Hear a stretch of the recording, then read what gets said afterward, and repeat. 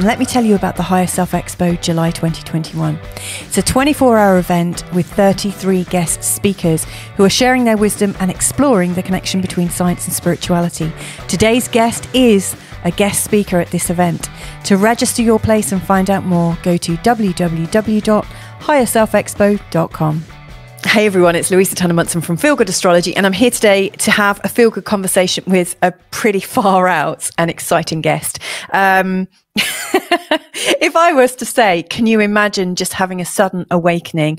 The answer is probably no. Not many people can conceive of what that might feel like and how that might relate to the rest of your life. Well, today's guest not only had a sudden awakening in 2013 following an ayahuasca experience, but had to out himself from a scientific family and create a new life for himself. So today we are actually following the inspiring journey of somebody who worked in video game production and is a very creative individual managing large teams, who now is working in a completely different way and with the sole purpose of sharing his gifts and raising the vibration of humanity. So I'm really, really excited to bring on my guest, who is Zayn Daniel. And I'm really hoping that as we dig into his life and as I ask him quite some searching questions as to what it feels like to awaken in such a way, I'm hoping that this is going to be quite entertaining and a bit of an eye-opener. So anyway, let's bring him on now. Let's see what he's got to share with us.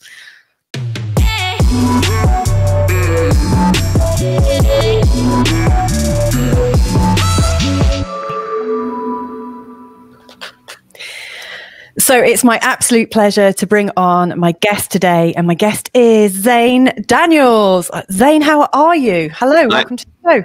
I'm amazing. How are you? I'm great. It's really nice to connect again. Across these time zones, isn't it fantastic? That the pleasure of the internet. It's amazing. So I know you mainly as the originator of the Higher Self, and by originator I mean founder, the founder of the Higher Self Expo. Can you tell me where this idea came from? And then hopefully I'm going to dive a little bit deeper and find out more about you. Okay, well, I hope that's true too.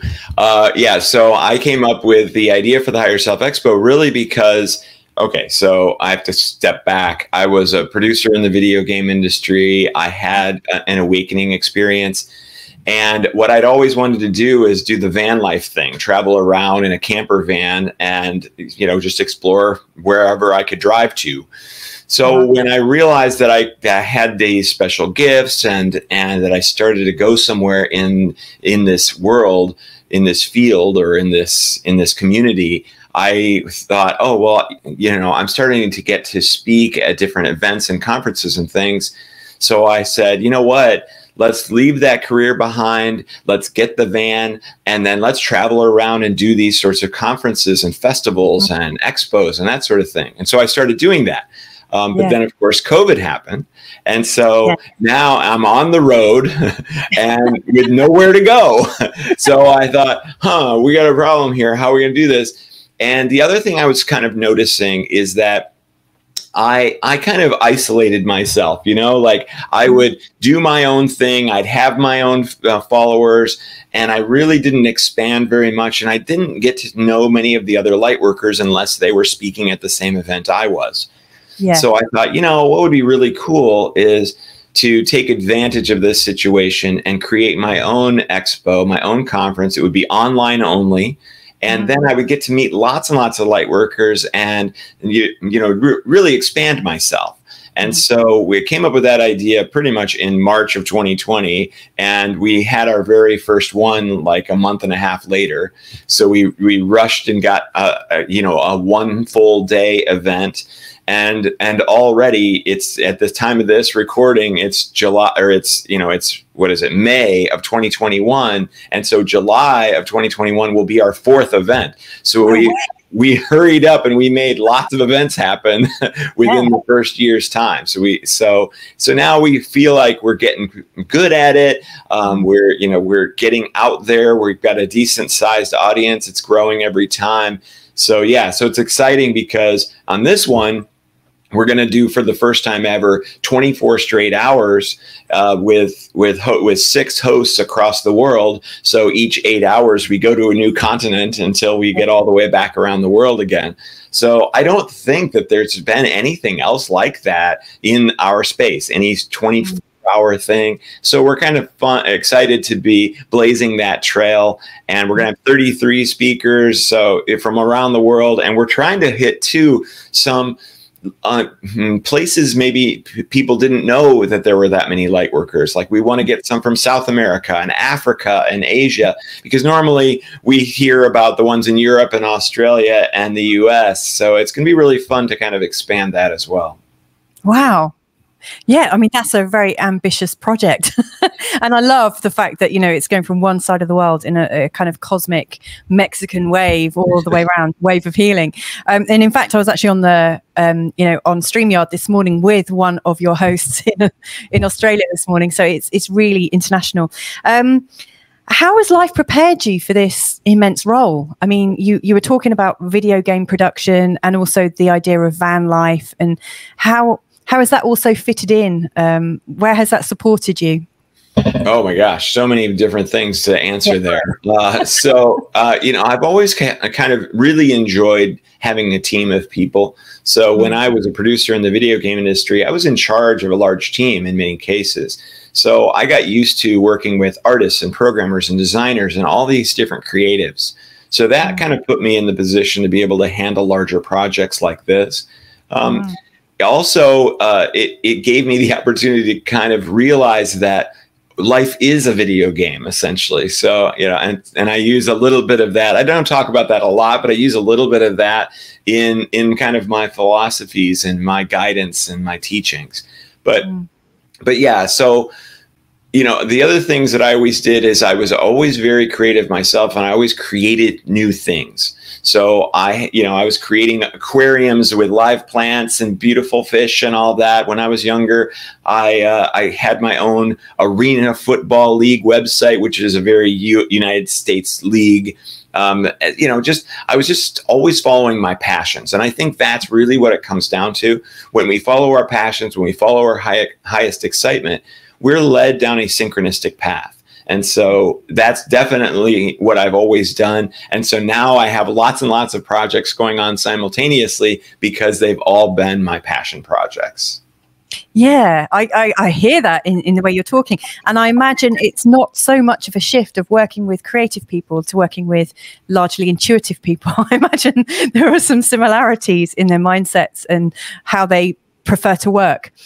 Yeah, absolutely. They're very similar. And if you think about it, those of us who channel, we are actually pulling on that creative side. That is where the beings of light and the ascended masters and on and on, that's what they tie into. So we have to be somewhat creative in order to access their incredible knowledge and incredible, what I like to say is universal knowledge. Yeah. And I'm guessing that people that are involved in video production or any kind of production of something creative have the ability to see things from different perspectives. And again, that's something else that intuitives seem to be able to do, is see things from a completely different side, which is what gives them the edge.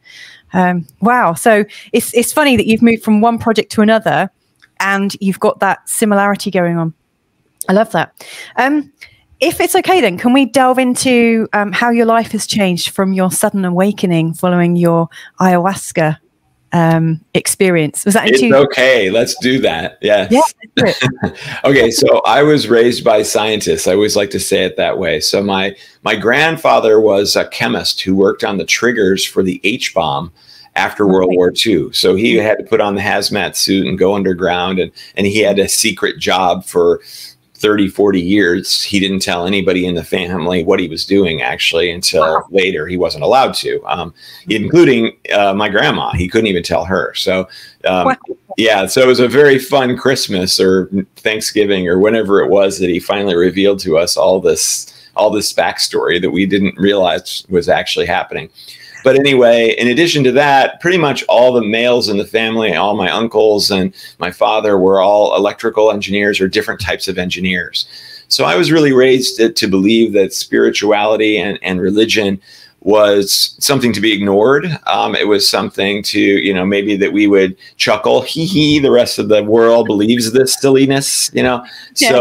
So I really didn't take a look at it in any seriousness whatsoever, and did not use it to guide my life in any way. So I followed that. You got to take what you can get, every man for themselves, you know, that whole kind of mindset throughout most of my life. And then I had a surprise ayahuasca experience, which most people don't have a surprise ayahuasca experience. They plan it all out. They know they want to do this. They go to Peru. They go to Central America to do this special thing. No, not in my case. Someone came to our house, showed up with it, didn't even call it ayahuasca. He called it oral DMT because that's what it is, right? It's dimethyltryptamine taken orally. And none of us even knew what it was, including, I don't think even the person who brought it to us actually was called ayahuasca. He just kind of stumbled upon this thing. He said, oh, this would be fun. Let's do this. So he administered this to, there were 4 of us. He administered this to the 4 of us, including himself. But he got the dosage wrong, of course, because he didn't know what he was doing. And but the dosage was under. So of the 4 of us, I was the only one who experienced anything, because it turns out I was highly sensitive, and still am very highly sensitive to that medicine. So at that point, the voice of universal knowledge just showed up. It taught me, and I knew it right away. I knew that I was speaking to the voice of universal knowledge. It didn't even have to explain it to me. I knew that this was some completely wise being. And I pretty much took all my science knowledge right then and threw it out the window, because it's like, well, science can't explain this. So I'm going to dive into this with this joy and excitement and curiosity, and ask this being lots and lots of questions, which I then proceeded to do. And it told me, you know, that there was such a thing as past lives, that I didn't love enough. And I, you know, of course, I didn't even understand what that meant. And on and on. So it was really fantastic. And it was the transformation catalyst moment that changed the rest of my life. Wow, there's so much to digest there. I'm just imagining the next Thanksgiving dinner at your family, and, you know, what happened. You know, did you, in fact, that's what I'm going to ask you like next, before I go any further. Like, how did that affect your family, given that they've got that very scientific background, and you'd always been the science guy?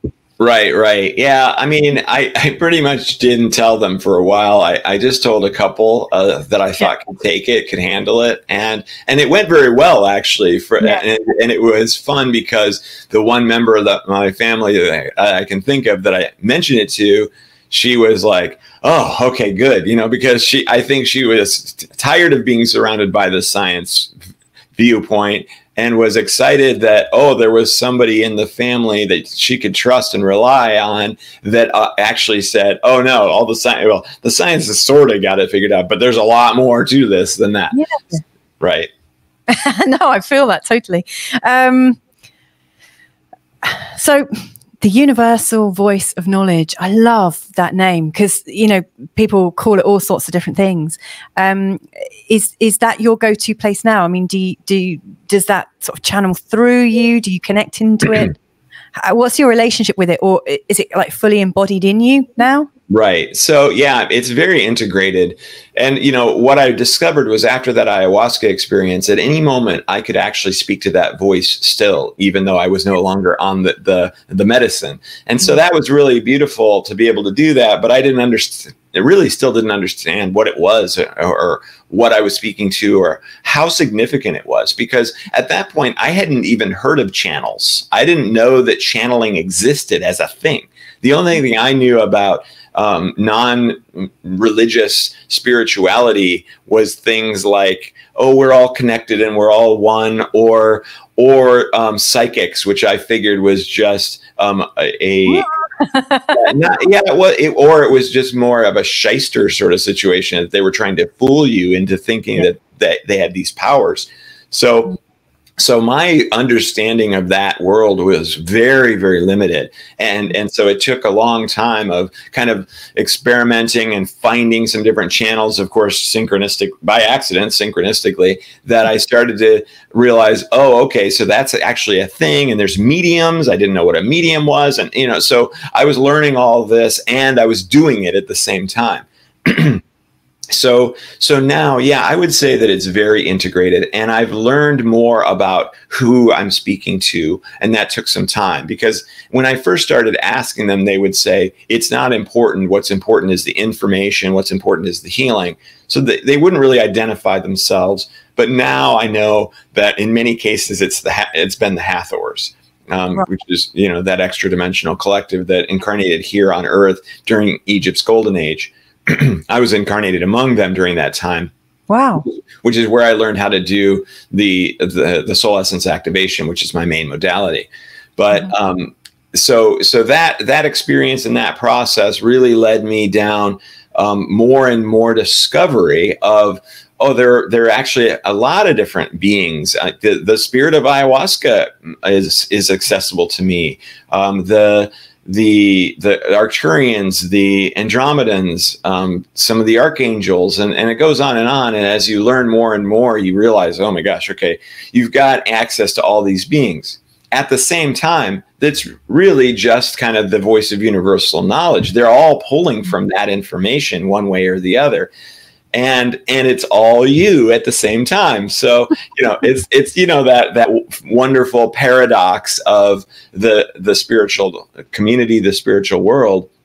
The more of a paradox you find, the more truth you find. Mm. Yes. Well, by sitting in the paradigm or the polarity of it, you find yourself more centered. Is that how? Well, yeah. More with the paradox. Well, yeah, I think that anytime that you go, well, this is really impossible for me to get my head wrapped around because of the paradoxical nature of it, you're going down the right path. Yeah. So, it's always fun to come up with examples, because paradoxes are so hard to get our brain wrapped around that I often have a terrible time remembering one to give as an example. But there are so many, it's okay. So one of the things that I teach some of my students when they're really, really suffering is that when it just feels like they can't handle it anymore, I tell them, tell the universe to bring it on. Bring me more of this discomfort. Bring me more of this difficulty. And they go, oh my gosh, no, that's the last thing I want to do. I'm like, no. Trust me. When you do that, all of a sudden, you release all of your resistance to it, which is actually causing the problem, paradoxically, and then you finally come into a place of peace. So there's an example. Yes, and I don't know if anyone's ever sort of relayed a birth situation to you before, but that's very similar to what it's like, just before you give birth, which I've done 3 times. In my experience, I felt like I was about to die, and I felt like I can't handle it anymore. And then you kind of merge with it and realize that it's not going to kill you. All of a sudden, this extra strength comes, and it's from that place of yielding that somehow magic occurs. It's really quite incredible. So I love that example that you've just given. I love the example you just gave too, and I'm going to use that if you don't mind. Absolutely. I'm sure, any woman that's birthed a child will attest identify. To that. Yeah. Like I remember the first time I gave birth, I said, I don't think I can carry on. I feel like I'm going to die. She said, oh, it's so close. Then boom, there's the baby. Oh, I thought she was saying that death was so close. Okay, good. The baby, yay. Much happier about that. That is the moment the baby's coming, because, when you feel you just can't do it anymore, you just have to give in. And that's the great thing about birth is that there's nothing you can do about it. There's nothing you can do. It's on its way. And so all you have to do is just breathe. And sometimes you're so in the moment of it that you can't consciously think to reject it. It just has to happen. And you're like automatic nervous system just takes over. Your body knows what to do. And I'm guessing that's what happens with you guys, you know, with the people that you're working with. So I love that you described ayahuasca as medicine, because I'm sure a lot of people would say, oh, that's a drug, that's a this, that, and the other. But it's a medicine, and you can connect into the energy of it at any time. Yeah, most certainly. And, you know, the plant medicines are beautiful, and they're all very helpful for people to help, you know, because, you know, okay. So some people say it's cheating, right? Like you can get there through meditation, and you most certainly can. You can get there through near-death experiences. But guess what? A near-death experience is an ayahuasca experience, because the brain becomes flush with DMT. So if you're going to discredit plant medicines as an opportunity for awakening, then you have to discredit near-death experiences as well. So, you know, these are all tools that have been provided for us. There's no cheating. Everything is valid. Every approach is valid. Heck, every experience is valid here on this planet, incarnated as these beings. We are source. We came here to have limitation, and every experience, whether you're a bad guy or a good guy or an everything in between person, they're all valid experiences. So there's no discrediting. But anyway, yeah. So the plant medicines, I want to say earth apple, because that's what the spirit of mushroom is. I've experienced mushroom myself. Mescalito, and on. So there's plenty of wonderful medicines to help with that process. Yeah, and I mean, that's the thing. If they've been given to us on Earth, then we have a choice. We have the opportunity to use them should we wish to. Right. And like you say, you don't have to do that. You can go and have your own experiences. In the way that you choose. I love the fact that you're very much at choice there. So how do I loved it that when you described the universal voice of knowledge, soon after you started referring to them as they or them, and then said, okay, it's the Hathors, and I'm also connected into these guys. Is there, what do you see behind all of that? Because there's lots of definitions. I mean, what's your sort of like model of the universe? I mean, that's a pretty vast question to put. Oh yeah, I love it though. I love it. It's one of my favorite things to talk about. So I like to say it like this. Imagine that you are omnipotent. Imagine that you are all powerful. And so what would that be like? You would be probably just light, and the only thing that would exist would be light. You would be alone, because there can't be any other all-powerful, omnipotent beings. There can only be one. That is the definition of omnipotent. And if there was another being, that means that you would have had to have created them. Yes. So here you are, all light in infinite lightness, and you're going, okay, this is cool. I'm going to be here for all of infinity. Mm-hmm. Well, let's see. Maybe I should make something. So then what are you going to make? Okay, so you're going to try some different things out. Maybe you make another being that is an exact duplicate of you. And so now you're having a conversation with this being that's an exact duplicate of you. And you're like, okay, this is okay, I guess. But it knows everything that I know. It knows that I created it. I know everything, so I don't know if I can have a new experience with this being. Okay, well, let's see. What else could we do? Oh, well, maybe we could make a bunch of different beings, and we're going to make them not know that you exist. Okay, so now we're going to watch them interact with each other, and it's a little bit better. It's kind of interesting, but once again, you're puppet mastering them. You'd have to, otherwise they can't really act or do anything. So, or either that, or everything there is to know about them. So you're like, and they're going, so what's going on? I don't know. Why are we here? Don't know. Okay. And then it would be kind of boring. So you're like, okay, well, let's see, what else could we do?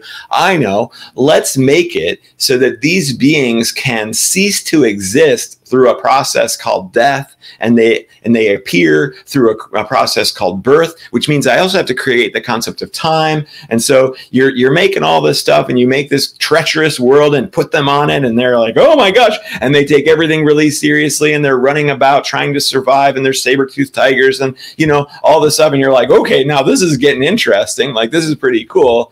but still, I know everything that there is to know about them. They can't really surprise me. They're having romantic love. I can't have romantic love because there's no yin to my yang. They're having fear. I can't have fear because I know I'm infinite. There's no way to die. Death is the cause of fear. And all of these emotions that they're experiencing, man, I wish I could experience those emotions. That would be interesting. All I can experience is unconditional love. Okay, I got an idea. You have one more idea and you say, I'm going to make it so that I forget that I exist. And I'm going to place myself into one of these beings. And now I'm going to actually be able to take all this stuff seriously. I'm going to be able to be surprised. I'm going to be able to be upset and be excited and have romantic love and have these death and birth experiences. And then one day I die and I wake up from this dream and I go, oh my gosh, it was all me. Everything was me. Every person that I interacted with, every piece of moss on every tree, everything was me. Wow, that was amazing. Let's do it again. That is my model for the universe. This is what we are constantly going through. This is who you are. This is who I am. This is who everything is. And what a joy. We are miracles observing miracles every single day. I think that's possibly my favorite description I've ever heard of the model of life. I love that so much. And it strikes me that it's a bit like creating a video game. the way you see it, layers or levels and all sorts, and the intricacy of it. That's really special. Thanks for that. Yeah. Like I said, I love telling that story. That's my favorite. Yeah, and it really kind of ties in. There's so much of that reflected in movies and stuff. I mean, obviously, The Matrix is a given, isn't it? That we're all in this kind of perceived reality, and it may or not be. It almost sounds like the God or the universal voice of knowledge in the background there took some ayahuasca and then created this massive world. Yeah, right. It does, doesn't it? Sounds like a cool trip. Let's do this. Yeah. Very cool. Thank you for that. I love that. It's my pleasure. Where should we go now? How has your life changed since this 2013? So you worked with the voice, then it kind of defined itself over time. What are the key steps in you moving your skills forward and coming out to serve humanity in the way that you do? I had to have a couple of really impossible experiences happen to really drive it home, because I still had that science-based mindset. And given enough time after that first ayahuasca experience, and even while being able to speak to the voice, and it's funny, that's what I called it. I called it the voice because I didn't know what it was. I still started to kind of go, well, maybe this isn't real, or maybe this is just another part of my brain that's been activated, or, I started to kind of go back into that science-based mindset, even though I didn't really want to. I really wanted what I was experiencing to be true. But I got to have a couple of kind of amazing synchronistic experiences that really then proved to me that this really was truly happening. And so I'm going to go ahead and tell one story. So I went to a permaculture retreat. So if anybody's not familiar with permaculture, it's a wonderful way that we can use the natural order of things to create a permanent culture that we will actually help the earth rather than strip the earth of its resources. So it's this wonderful concept that I had been interested in for a while. And I got to go to a course to become a permaculture designer. And it was like a 2-week course, and it was located in Tennessee. I was living in Chicago at the time. So lots of people from all over the world essentially went there. About 20 of us were there. And what I noticed, and this was in the Smoky Mountains of Tennessee, so Cherokee country, it was absolutely beautiful. So what I noticed is that the 20 people, even though we did not know each other, started to say things like, "Oh my gosh, you look so familiar. Do I know you? You know, how is this?" And so we were trying to figure it out. And we're like, "No, you know, I don't know. You're in Philadelphia. I've never even been to Philadelphia. Like, you know, Norway or Finland, like Finland. No, I've never, you know." So there would be no way for us to know each other, but we had this feeling, and we also were getting this deja vu experience. Like, oh, I feel like I've been here and had this conversation before, and it was happening quite a bit just in the first day or two. So during this, the kind of introductory night where we introduced ourselves to each other, the woman from Finland, Sani, told everyone that she was a Reiki master, and I barely even knew what Reiki was. I just heard of it at this point, and so I ended up talking to her afterwards. And so during, you know, I said, oh, "Okay, so what is this Reiki thing?" And she explains it all to me, and then she just stops talking to me and stares at me in the eyes. And I'm like, okay, I guess I'm going to do this too. So I just stopped talking to her and stared at her in the eyes. And I don't know if you've ever done that before, but the whole world starts to get all wavy and crazy, and you start to see their past lives or whatever. So I'm looking at her in the eyes, and then the next thing I know, I am no longer present. And yet I start speaking to her, and I recognize that I'm talking, but I can't tell what I'm saying. So I end up talking to her. She said something back. I have this feeling of disappointment wash over me. And then I was back in my body, and I said, "What just happened?" And she said, "Oh, well, you just channeled a multidimensional being, or a being from another dimension." Like, what? You know, that is the most mind-blowing thing you just said to me, because not only did that probably happen, but you knew, you know, like, how did you know that? So yeah. I didn't ask those questions. I just said, "Well, what did I say?" And she said, "Well, actually what you said was, you asked me to leave this world with you." Okay. "Well, what did you say?" And she's like, "I said no." I was like, "Oh, okay." So that was that feeling of disappointment that washed over me. And it was obvious now, looking back, that my vibration wasn't very high yet. So I had pulled in an entity that was neutral or lower vibe that was asking her to do this. Mm-hmm. So, okay, that's super interesting. And she said, "Well, okay, so are you open to the idea of past lives? Because I kind of want to tell you a story."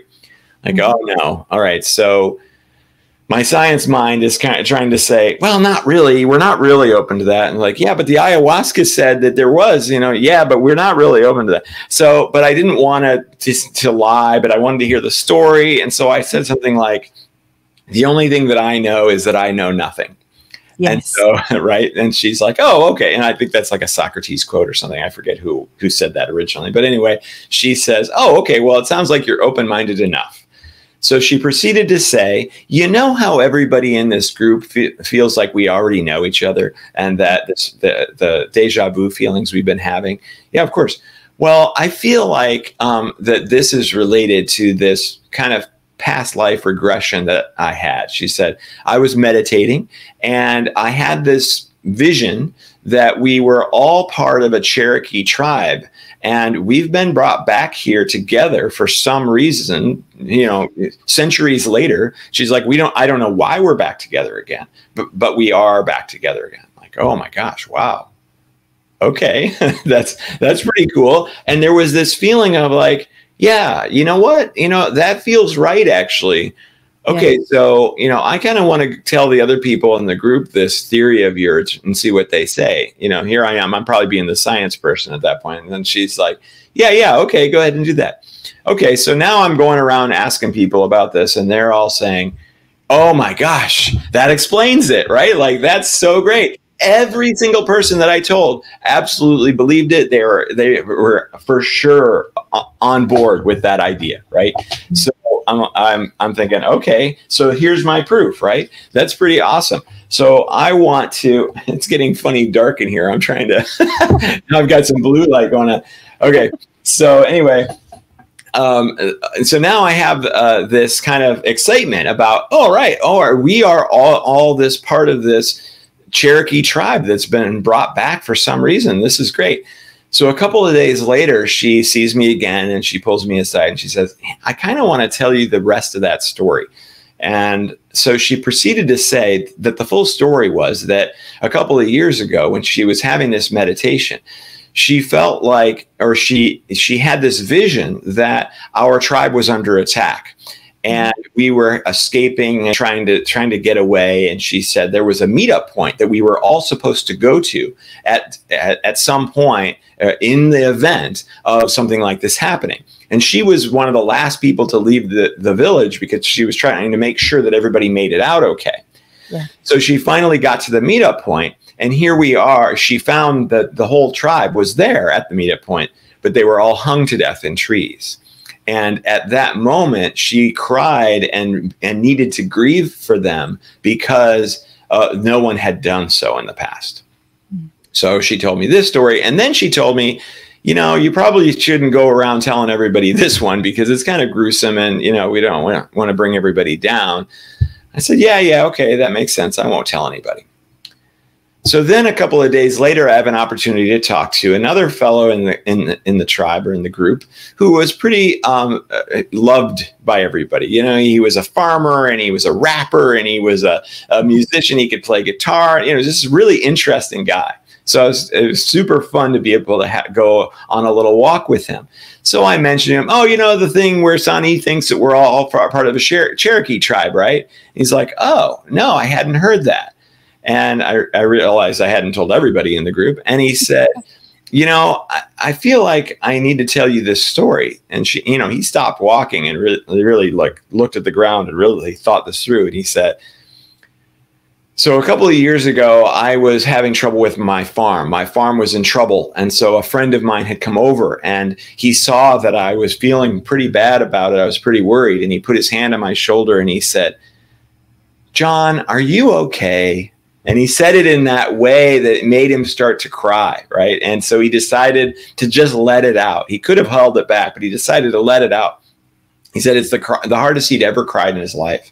And he ended up crawling around on the ground, like wailing, crying. And he crawled outside and he grabbed onto a tree, still crying, closed his eyes. And he said he saw a vision that he was walking through a forest and he came upon an indigenous tribe of people that were all hung to death in trees. And that he was crying because nobody had grieved for them. So like practically verbatim what Sani had told me. Mm. And I said, okay, could you do me a favor and could you tell Sani that story? Because I know I'm not allowed to say, right, like what it is. And he's like, oh, why would I want to do that? Like, that's really gruesome. And like, no, it's really important. I really need you to do this. And if you could do me a huge favor, make sure I'm there. So anyway, of course, that same day, synchronistically, we had assigned a group project. And the 3 people that were assigned to that group project was me, Sani, and John. So as soon as we started the project, I said, okay, John, I don't care about this stupid project. This is what's important. John, please tell Sani what you told me. So anyway, they exchanged stories. They were amazed. They were in shock. And yet they knew it. They were like, oh, yeah, that's exactly what happened. So that was the real experiential proof that I needed to say, okay, so this stuff is more than just that voice in my head. It is real. It is physical. It is 3D because these 3D physical beings had the exact same experience that was so precise that there's no way that would have happened coincidentally, right? So, and then just a little icing on top, it was announced like the next day that we were going to have a surprise visitor, and it was a Cherokee elder who was one of the last 200 pure-blooded Cherokees, and so he came to the tribe or to the group, and he did a sweat lodge, and he sang, and it was absolutely beautiful and amazing. And then at the very end of that, he was there for the rest of the time, so 3 or 4 days he was there among us, and at the very end he gave a special gift to the 3 of us, and it was just the 3 of us. We didn't tell him the story, right? He just pulled us aside and gave us each these these things. So it was even more confirmation, not that I needed it, that, you know, hey, you're going down the right path. Yes. Yes, yes, yes. And what do you think? Sorry, thank you for sharing that. What do you think? Why do you think life gives us these signs, like these little pats on the back? Why do you think they're so important?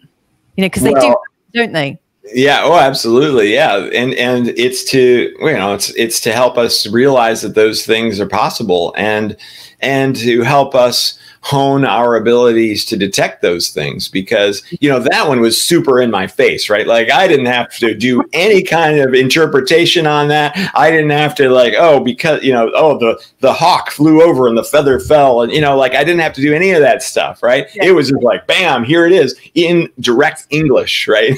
So it was perfect for me. But yes.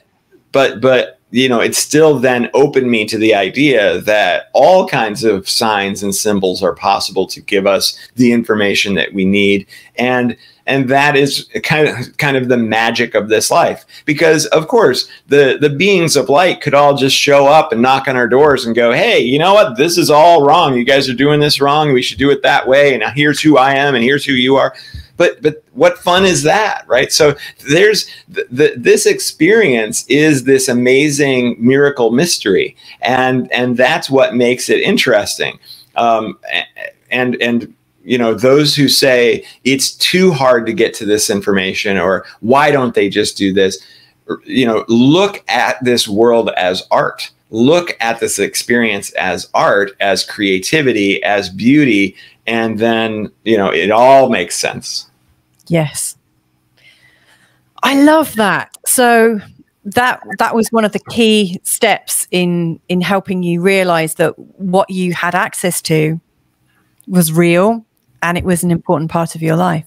And so you, like, if we go from that point in time to where you are now, you know, you made the move to start working with clients. Tell me, how is it that you work with clients, and what is it you do with your clients? Sure. So a couple different things. Mostly now it's become an ascension class that has been turned into a negative entity removal program, because what ended up happening, like I had created an ascension class that was very powerful, and I had gone through a couple of student sets.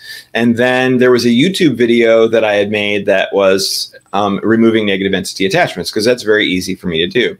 And I just kind of threw it out there, and you can just watch the YouTube video and you can have your negative entity removed just by watching the video. Well, that thing really took off. It became very popular. So then people were starting to come to me saying, hey, the video works, but then they come back. So what can you do for me? And so I'm talking to my guides, and they said, just have them join the ascension class and it'll take care of it. So I told them to do that, and sure enough, it worked. So then I thought, all right, well, maybe I should, and I was getting more and more and more because those YouTube videos really took off. So, okay, so maybe I should make this class a little bit more geared toward negative entity attachments and make it very specific to that. And so that's what I've done. So that is the majority of what I do. It's a 7-week program. And I just love it. Like, you know, I was working with a business coach who was helping me with a couple of things. And he just recently asked me, of all the things that you do in your business, what's your favorite thing? And it was pretty easy to answer that. Like, teaching that class is just so much fun. I love it so much that it's only supposed to be an hour and a half long. And 3 hours later, you know, I'm still going and people are asking questions and we're just having a blast. So yeah. Like, okay, this is truly what I want to be doing. So that is it. But it's not just words, right? It's not just me explaining things. It's not just me teaching them how, but I'm also providing an awful lot of energy healing and energy work in the process. And so that's that modality, the soul essence activation. So that came about, and where I can bring people's, you know, the best versions of people's past incarnations forward into their current one as it relates to their life's purpose. And I do this using the energy centers of the body. We can use the Dantians, the meridians, the chakras above the crown, and on and on. And these really make huge changes in people's lives. So we're doing that coupled with the training, and the mindset training is so important because we can give people tons and tons of energy, right? And so we can raise their vibration super high. But if their mindset is not quite that high, maybe it is for like a day or an afternoon, but then eventually they go, well, the world's kind of screwed up and I don't love myself and blah, blah, blah. Then what's going to happen to your energetic vibration? It's going to come down and meet that. So when I'm giving them that energetic vibration raise, then I'm also teaching them how to change their mindset so that they can keep the two level or high enough. And that's really the key, because you can go to any type of energy worker and they can do this, right? But if you don't do that mindset change, then it's not going to stick. Yes. And that's one of the problems too with they go to shaman and they go to healers to have their negative entities removed. And the most powerful healers in the world, absolutely the most powerful, will remove your negative entity.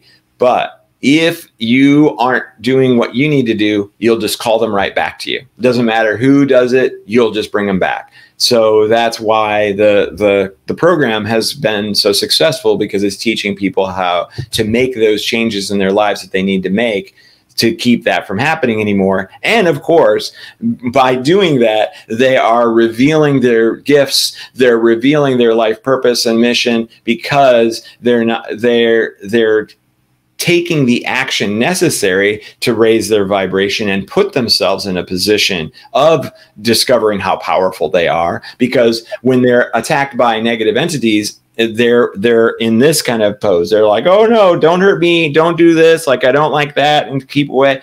But when they raise their vibration and they build some confidence, then they go, I am this incredible being and I can handle anything and nothing is ever going to get in my way. Whatever negative entities, you're gone.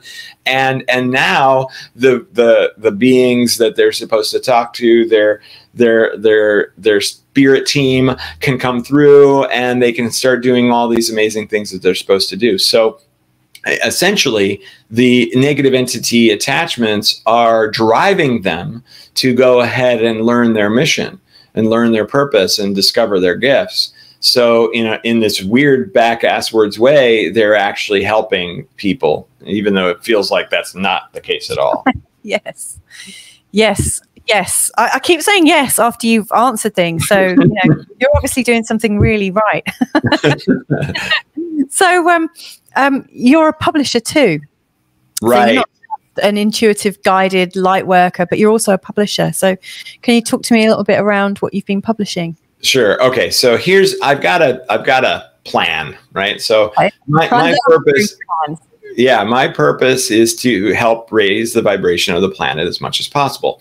And I essentially have 3 legs to this plan, right? So one of them is the Higher Self Expo. And so this is helping people who are already partially awakened or mostly awakened. They're getting to discover new and amazing guidance through all these other light workers and amazing, scientists in this case, because the theme for the Higher Self Expo is where science meets spirituality. So this is like the advanced portion of my 3-leg approach, right? So that's where they're going. Now I've got the middle one, which is the detached, which is the name of that program to help remove negative entity attachments. This is for people who have begun their awakening journey, but they're running into problems on their journey. So we need to get them to that higher place so that they can really help raise the planet's vibration, just like me. Yeah. So then there's one more leg to this, and that is the general public. So the masses. To be a catalyst for the masses, you can't do it by just coming out and saying, hey, there's a spiritual thing and you should do that. We have to bring them along in a very different way because they're not yet open to the idea.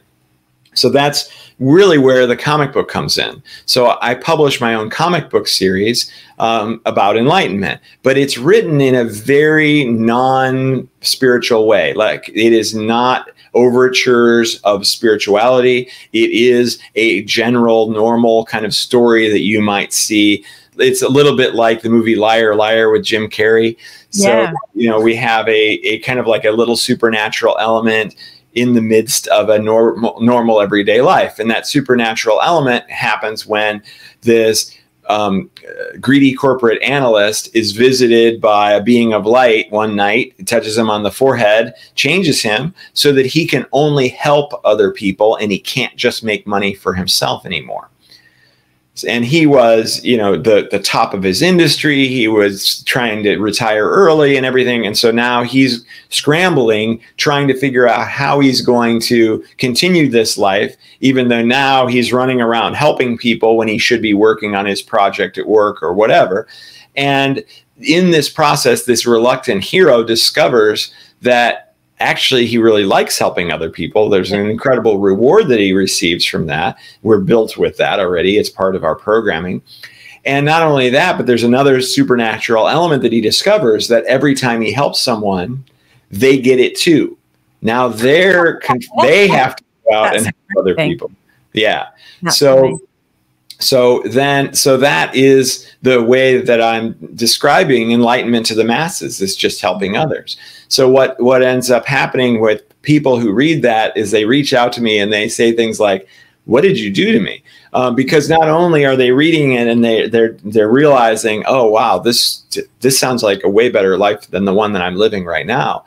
But I've also imbued the book with the soul essence activation, so anybody who reads it also receives that energy healing and that energy experience.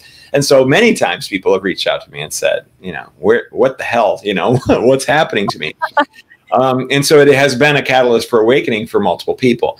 But the other element of all of this is that, the comic book readership of the masses is about 1% or something, which is decent. But, we could really get to a lot larger number. And so I'm working with, I've already written with a writer in Hollywood, the pilot script for the first episode of turning it into a TV show.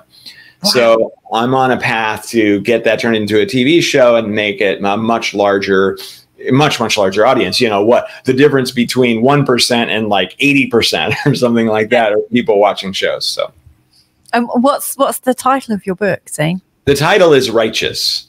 Righteous. Mm-hmm. Is it suitable for kids? Because I like to it's stories to my kids, and we don't really hide things from them because I think everything's a conversation. Mm-hmm. Yeah, I mean, definitely kids have read it and like it. I mean, it's not written with kids in mind, and there's probably hardly any kids in it. I mean, it's about a greedy corporate. It's very corporate and all that, but it's a supernatural story. So kids love supernatural stories, and they love to help each other, right? So it does translate fairly well. Mm. Excellent. Oh my goodness, that's really lovely. And I love the fact that it's a 3-pronged attack. You've got these 3 legs of your plan. So the Higher Self Expo. Did you say the program was called Detach or Attach? Detach. And then you've got your Righteous. Is it a book or a comic or? It's like a graphic novel, if you're familiar with that. Yeah. So we've been working on that for almost 5 years now. We've finished 20 chapters, or he's drawing chapter 19. I've written chapter 21. So it'll probably be done in 30 chapters or so. So it's an ongoing series, but it will have a conclusion. Wow. And can people buy a certain amount of it already? Yes. Yeah, they can buy the first 15 chapters off my website. Off the Righteous website, yeah. Well, I'm looking forward to that. I'm going to be doing that for sure. Yeah, that's awesome. I love that. So if somebody's been listening in so far and is thinking, wow, I really like the cut of Zane's jib. He sounds really cool. I really want to engage with his services and work with him and whatnot. Or somebody that also just wants to collaborate. What's the best way for them to get in touch? Well, Facebook is probably my favorite way. I definitely have I use that Facebook Messenger all day, every day. So that's a great way. So friend me on Facebook, and you have to spell my name exactly like it's written there on the screen. Another way would be through my website, which is zanedaniel.com. Either way. Okay, cool. So I feel like I've had way too much of your time, because I think if I don't like draw this to a close, I could just keep asking and asking and asking, because this just feels so good. If we were to leave the audience or people are listening right now with one thought that could help them, you know, what final thought would you like to leave people with today? Well, I just released a YouTube video actually yesterday about something called soul confidence. And it's a concept that I've been talking about, but I hadn't named it. And it's funny when you add a name to something, how like solidified it becomes. And so, and actually the name came because I was talking to a friend of mine about it, and she just went, soul confidence. And I went, yes, that's it. So anyway, soul confidence is this concept. It's very much a metaphysical concept that you have chosen your life, right? Like, so you've chosen your parents, you've chosen all the trials and tribulations that you're going through. You've chosen your addiction issues, or you've chosen your wealth issues, or whatever that you've chosen to deal with. And also the positives, you've chosen it all. And so some of us wonder, like, oh my gosh, why did I do this? Like, I chose this terrible childhood abuse situation and this trauma and these negative entities, and you know, this is a mess. Why am I even here? Why am I doing this? And so if we were to step back and say, okay, so you're your soul self, and you're deciding which being you want to be this time around, which incarnation you want to be. And you're paging through the astrology book and going, oh, okay, so this one's going to have addiction issues, and this one's going to have this, and this one's going to have, yeah, these sound pretty good. And it's like, oh, this one's really tough.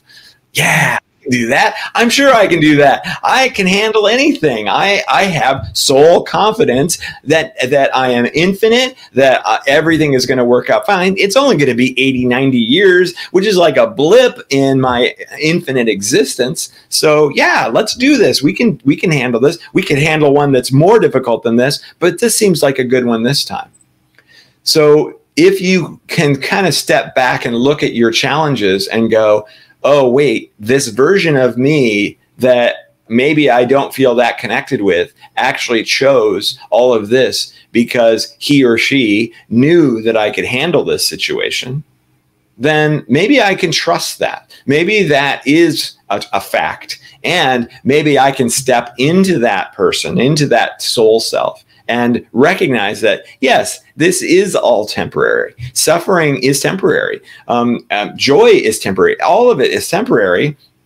So this is an experiment. This is an opportunity for me to have growth and expansion and challenge and thriving and happiness and success and misery, and all of it. All of it is possible, and all of it is what I'm here for. And so I have soul confidence that I can handle it, just like I had before I was born.